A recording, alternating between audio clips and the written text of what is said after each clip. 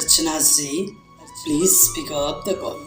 अर्चना जी, आप क्या कर रहे हो? किसी को आपसे जरूरी बात करना है, इसलिए आपको कॉल किए हैं। सो कृपया करके जल्दी से फ़ोन उठाइए और बात कीजिए, वरना फ़ोन कट जाएगा। Archana ji, please pick up the call. आप क्या कर रहे हो अर्चना जी?